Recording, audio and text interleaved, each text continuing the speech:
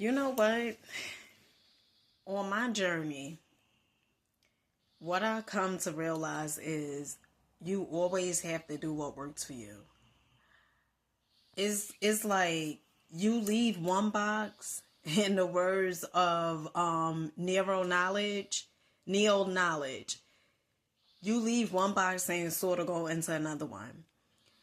When I first became aware, right, of the things that I was programmed to believe, you know, basically love comes from outside you. Everything is based upon what you have. You're gonna be happier, the more things you have, and all those different things. I needed to go through that to see that that is not true. Okay.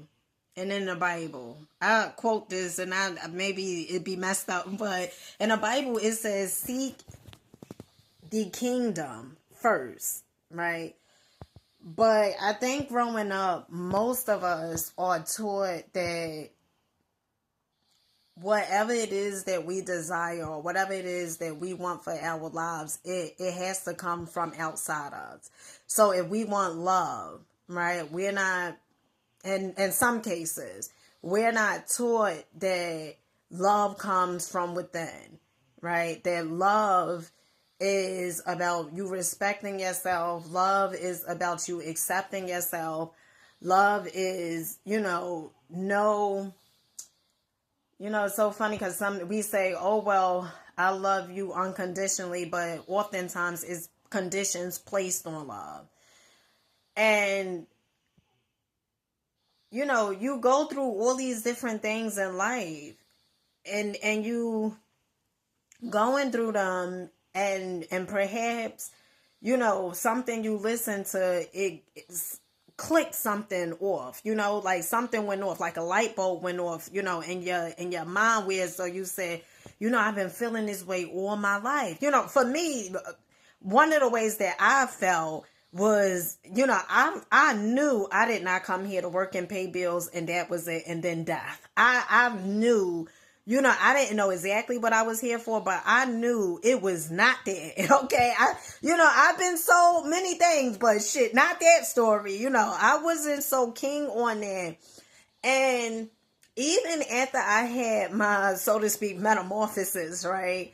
Where so I just really started questioning everything. I always been a pretty much inquisitive child, like growing up, but I just started questioning everything, and certain things didn't make sense. Even when I had my spiritual awakening, and I don't really care for saying it, but just became a little aware of the things that I was doing in my life.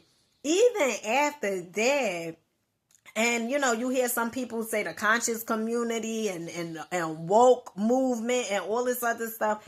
Well, I even had to question some of the stuff that was being taught in that community. Like, let me tell you something. This is an ongoing thing. I mean, it's either you creating or you disintegrate, and you should always question everything. I don't care who is telling you the information. I don't care if they seem so enlightened, holier than thou. You should be questioning everything. And what I seen was that it was certain things that I still wanted to do. Right? And in a woke community, they would, don't do this, don't do that. So it felt like I left one hell to go into another hell, you know. And I just needed to understand that, listen, Dina, things work for certain people. And if this don't work for you, if you still want to celebrate holidays, that's you, okay? If you still wanna eat meat, that's you, okay?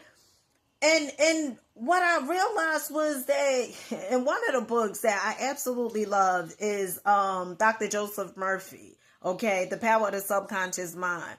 Because he talks about all these superstitions, all these superstitions and stuff like that. A good one, I remember hearing someone say, if you eat meat, that your spirit guides won't be able to, pretty much contact you, or pretty much, yeah, like contact you, or give you the downloads, or so to speak. But what and it's so funny because just earlier this morning when I woke up before meditation, I was thinking, I said, but what about when you was a child, right? And your parents would give you meat to eat. You get what I'm saying? And your intuition still would speak to you. So it's just about you questioning everything and you saying, like, make sure you are doing things that are working for you. Okay? And don't do things because you say, oh, well, somebody else told me, I shouldn't do this, I shouldn't do that, I shouldn't do that. You don't know if people have hidden agendas, you know. You don't know. So the one person that you can trust, you should be able to trust yourself, right? But always do what works for you, because this is your life at the end of the day.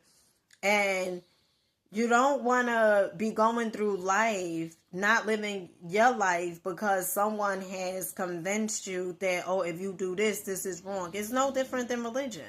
Same as that concept, right? Somebody told you, oh, if you did this, you gonna go to hell, right? Same as that thing. Oh, if you do this, it's to me, it's like a bunch of fear. And you have to ask yourself, are you willing to live in that fear? Are you living your life based upon, oh, well, I can't do this because of fear, right?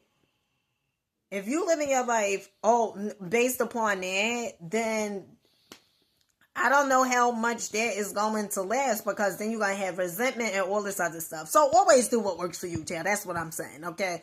Do what works for you and make sure that you are enjoying life and not listening to all the gurus that say you got to listen to your inner self. You got to listen to your higher self.